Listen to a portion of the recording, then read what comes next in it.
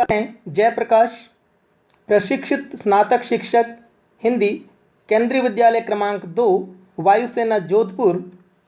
आप सभी के सामने कविवर सर्वेश्वर दयाल सक्सेना जी की बेहद सुंदर कविता शाम एक किसान लेकर प्रस्तुत हुआ हूँ। यह आपकी पाठ्य पुस्तिका वसंत का 8वां अध्याय है।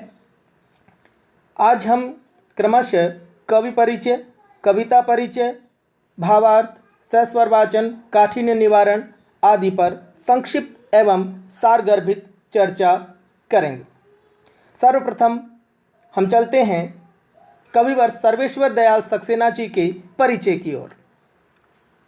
सर्वेश्वर दयाल सक्सेना, जिनका जन्म 15 सितंबर 1927 को ज़िला बस्ती उत्तर प्रदेश में हुआ। उनकी उच्च शिक्षा यानी हायर एजुकेशन इलाहाबाद विश्वविद्यालय से हुई और इलाहाबाद का वर्तमान नाम प्रयागराज।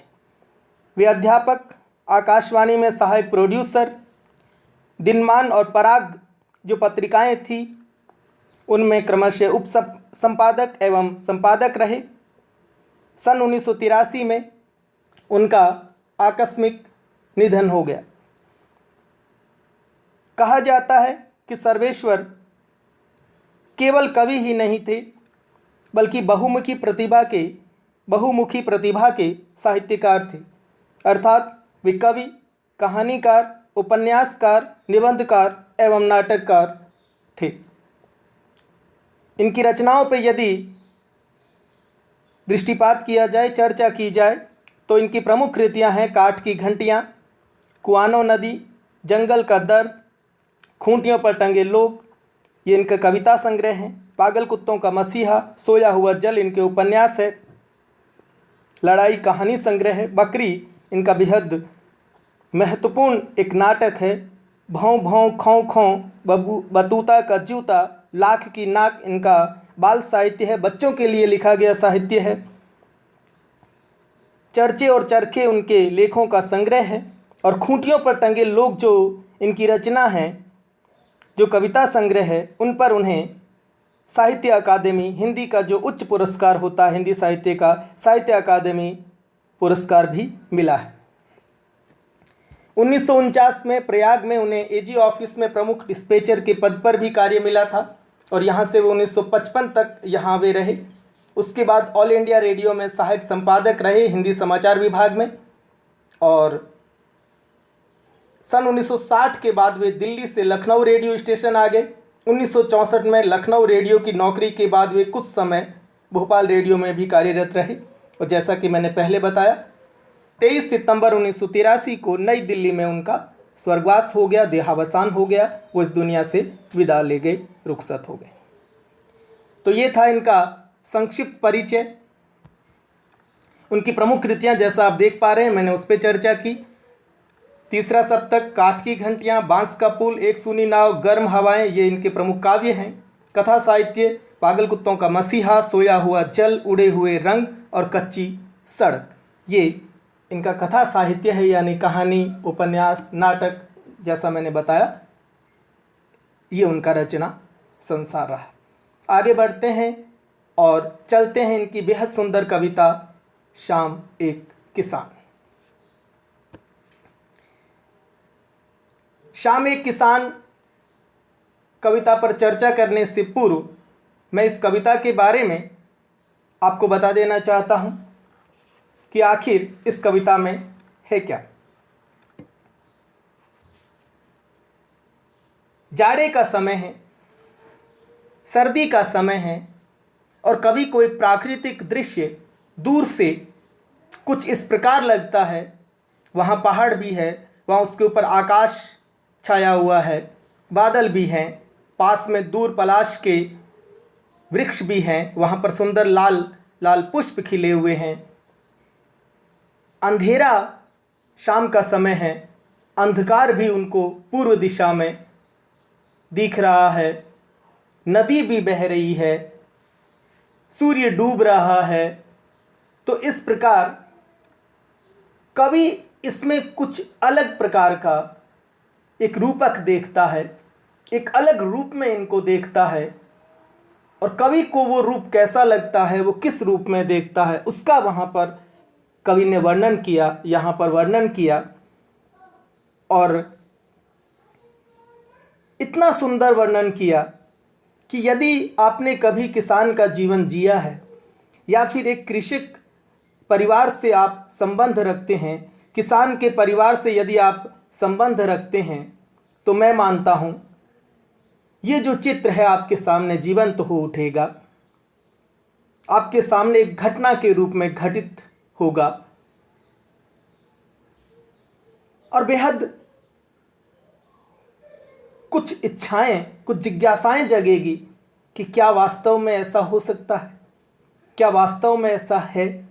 तो उसके अंदर का जो गूढ़ दर्द है, जो गूढ़ कह सकते हैं, छिपा हुआ जो संदेश है, उसे आज समझ पाएंगे। और एक किसान, एक कृषक, उसकी पूरी जीवनी, उसका पूरा जीवन, उसका पूरा दर्द, उसकी पूरी संवेदना, उसका पूरा दुख, उसका पूरा सुख, उसकी पूरी जिंदगी इस कविता में आ गई है। अगर हम इसके बेहद मूल में जाएं, जड़ में जाएं, इसकी संवेदना में जाएं, इसकी शिक्षा में जाएं, इसके संदेश में जाएं, तो हमें मिलेगा। हम इसको ऊपरी तौर पर भी समझेंगे, छोटे स्तर पर समझेंगे, 7वीं के बच्चों के स्तर तक समझेंगे, और छोटा मोटा बड़ा अर्थ भी हम साथ ही साथ लेकर चलेंगे, ताकि हम आने वाले समय में जब हिंदी साहित्य को हम पढ़ेंगे और उसके जो कई तरह के अर्थ होते हैं, कई स्तर के अर्थ होते हैं, कई उसमें भावनाएं छिपी रहती, कई संवेदनाएं छिपी रहती है, कई उसके अर्थ के अंदर भावार्थ छिपे रहते हैं, उसको भी जानने की कोशिश करेंगे। इससे पहले कि हम इस कविता के भावार्थ की तरफ जाएं, आइए इस कविता का सस्वर वाचन करते हैं। बेहद सुंदर ढंग में हम 2 तरह से वाचन करेंगे, एक सामान्य आरोह अवरोह के साथ, लय के साथ, ताल के साथ, और दूसरा है हम सस्वर वाचन करेंगे, एक धुन बनाने की कोशिश करेंगे, ताकि ये कविता आपके सामने जीवित हो उठे।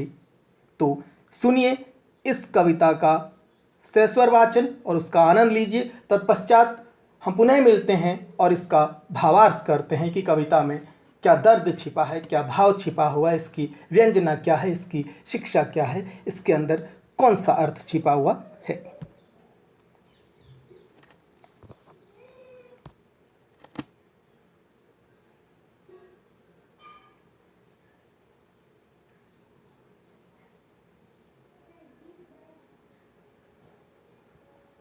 पुनः आपका स्वागत।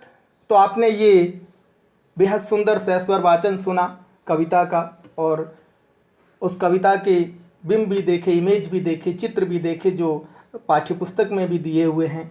तो शायद कुछ चित्र आपके सामने उभरा होगा। अब हम इसको आगे बढ़ाते हैं, आगे लेकर चलते हैं और देखते हैं कविवर सर्वेश्वर दयाल सक्सेना इस कविता के माध्यम से, शाम एक किसान के माध्यम से कहना क्या चाहते हैं, कौन कौन सी एक रूपताएं हैं, पहाड़ को क्या मानते हैं, आकाश को क्या मानते हैं, अंधकार को क्या मानते हैं, और किस तरह एक किसान का एक सामाजिक दृश्य, एक पारिवारिक दृश्य, एक व्यक्तिगत दृश्य आपके सामने उजागर करते हैं। उसे समझने की कोशिश कीजिएगा, सुंदर रूप में समझने की कोशिश कीजिएगा, एक बिल्कुल सरल रूप में समझने की कोशिश कीजिएगा, और उस किसान की, उस कृषक की कुछ घटनाएं, कुछ उसका दर्द, कुछ उसके मन की बातों को आप उसके साथ जोड़ने की कोशिश कीजिएगा। तो लीजिए, प्रस्तुत है इस कविता की व्याख्या, भावार्थ, सरलार्थ, इसका संदेश, इसकी शिक्षा। आकाश का साफा बांधकर सूरज की चिलम खींचता बैठा है पहाड़। आकाश का साफा बांधकर सूरज की चिलम खींचता बैठा है पहाड़। घुटनों पर पड़ी है नदी चादर सी, घुटनों पर पड़ी है नदी चादर सी, पास ही दहक रही है पलाश के जंगल की अंगीठी। पास ही दहक रही है पलाश के जंगल की अंगीठी। अंधकार दूर पूर्व में, अंधकार दूर पूर्व में सिमटा बैठा है भेड़ों के गल्ले सा, भेड़ों के गल्ले सा। भावार्थ देखिए, कवि सर्दी की शाम के सुंदर प्राकृतिक दृश्य का किसान के रूप में चित्रण करता है। वो जो पहाड़ है वो एक कृषक के रूप में, एक किसान के रूप में प्रतीत होता है, किसान के रूप में दिखता है। और कवि कहता है पहाड़ ऐसा दिख रहा है जैसे कोई बैठा हुआ किसान हो, और उसके ऊपर जो आकाश है वो ऐसा लग रहा है जैसे उसके सिर पर बंधी हुई एक पगड़ी हो। आकाश ऐसा लग रहा है जैसे वह किसान के सिर पर साफे के रूप में बंधा हुआ हो, एक पगड़ी के रूप में बंधा हुआ। किसान आकाश रूपी साफे को बांध कर बैठा है ऐसा लग रहा है। सच में पहाड़ सी स्थिति है उस समय जब शाम के समय किसान थका मांदा घर पर आता है और वो घुटनों को सिकोड़ कर बैठ जाता है। दिन भर की हुई अपनी मेहनत के बारे में वो सोचता है, विचार करता है, आने वाले कल के बारे में विचार करता है। और उसकी पगड़ी, उसका आकाश, उसका सब कुछ है। वो आकाश की ओर निहारता भी होगा क्योंकि आकाश उसका छाया है।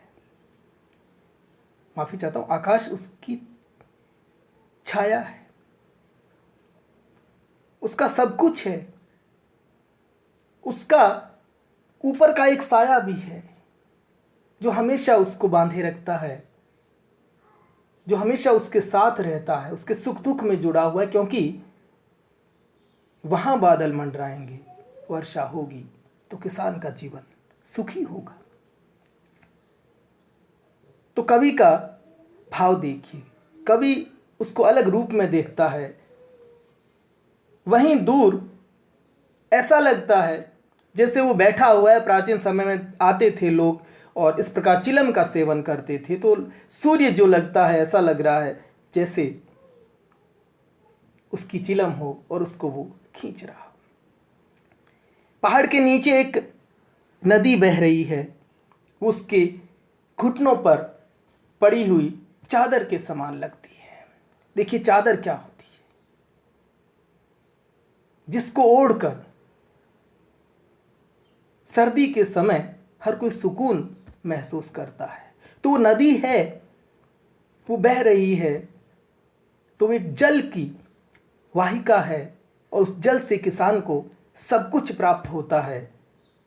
किसान को सुकून मिलता है उस चादर से, उस नदी रूपी चादर से। तो ऐसा लगता है कि वो उसके घुटनों पर पड़ी हुई है, वो नदी बह रही है। तो दूर से वो चित्र ऐसा लगता है जैसे किसान के घुटनों पर कोई चादर रखी हुई पड़ी है, चादर ओढ़ी हुई है।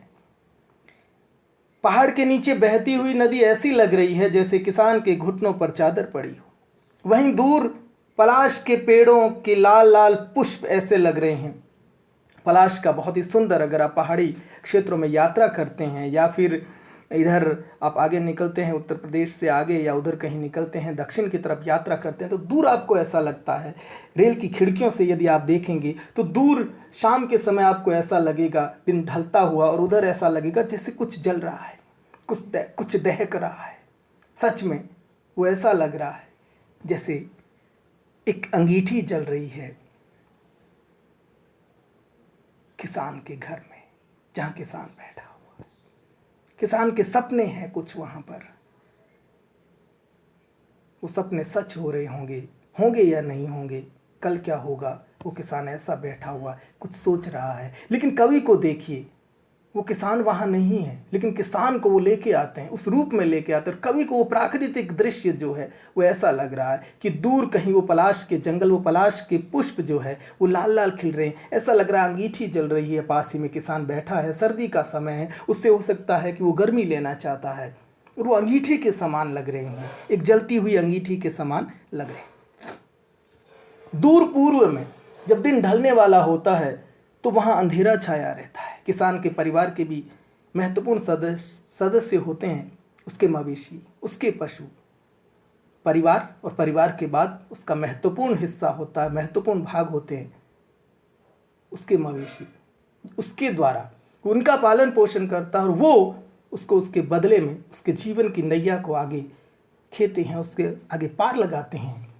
वो भेड़े जो किसान की सब कुछ है, वो शाम के समय आकर कहीं बैठ जाती है एक साथ। कवि को ऐसा लगता है कि जैसे वो दूर अंधेरा जो पूर्व दिशा में है, वो ऐसा लग रहा है कि वो किसान के परिवार की भेड़ें हैं और वहां पर सिमट कर आकर इकट्ठी हो गई है।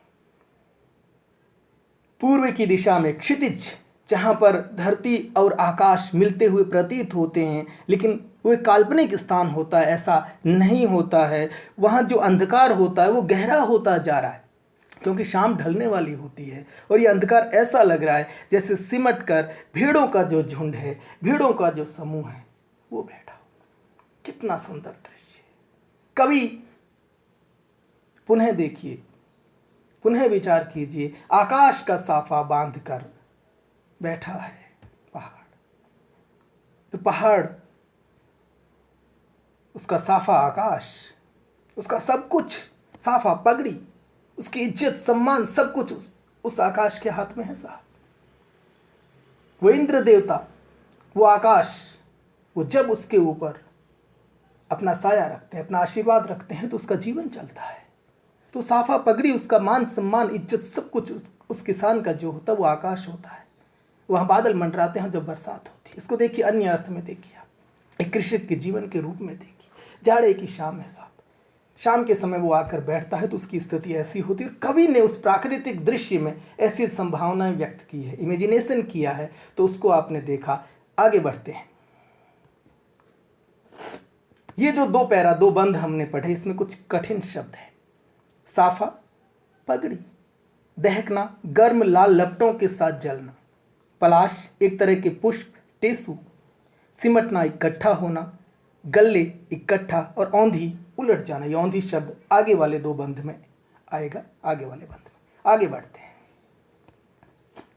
ये स्थिति चल रही होती है, वो किसान बैठा है, शाम का दृश्य देख, सोचिए उसके परिवार का दृश्य। वो घर के बाहर बैठा है, सर्दी है, और उसने अपने पैर जो आगे घुटने हैं, घुटनों तक उसने चादर लपेट रखी है, चादर ओढ़ रखी है, हल्की सर्दी है। वो कुछ सोच रहा है, उसके परिवार के सदस्य भी वहाँ बैठे हैं। वो सूर्य डूबने वाला है, उसकी हल्की रोशनी जो है, अंतिम जो किरणें हैं वो दिख रही है, वो लालिमा दिख रही है। पलाश के जंगल ऐसा लग रहा है, उसकी अंगीठी जल रही है वहाँ पर। अचानक बोला मोर, अचानक बोला मोर, जैसे किसी ने आवाज़ दी, सुनते हो। ध्यान दीजिएगा, यहाँ पर बहुत दर्द है, खुशी भी है कि उस बैठे हुए किसान के कानों में अचानक कुछ आवाज़ आती है। हो सकता है उसकी पत्नी ने आवाज़ दी हो, अंदर से उसकी अर्धांगिनी ने आवाज़ दी हो, गृहिणी ने आवाज़ दी हो और कहा हो, अजी सुनते हो, किस विचार में बैठे हो, किस विचार में खोए हुए हो, आइए भोजन बनाते हैं, भूल जाइए कल क्या होगा, उस पर विचार मत कीजिए, भूल जाइए हुआ क्या।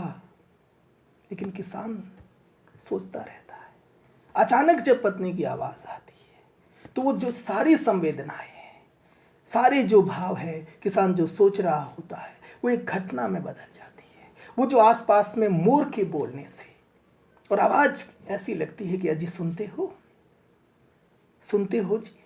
तो ये जब आवाज़ आ जाती है तो ये सारी देखिए, ये दृश्य जो है सारा कैसे घटनाओं में बदल जाता है। और क्या होता देखिए, चिलम औंधी धुआं उठा, सूरज डूबा, अंधेरा छा गया। चिलम औंधी धुआं उठा, सूरज डूबा, अंधेरा छा गया। और हुआ कब देखिए, अचानक बोला मोर, जैसे किसी ने आवाज़ दी, सुनते हो। और इसी आवाज़ के साथ चिलम औंधी धुआं उठा, सूरज डूबा, अंधेरा छा गया। भावार्थ देखिए आप। कवि आगे कहता है,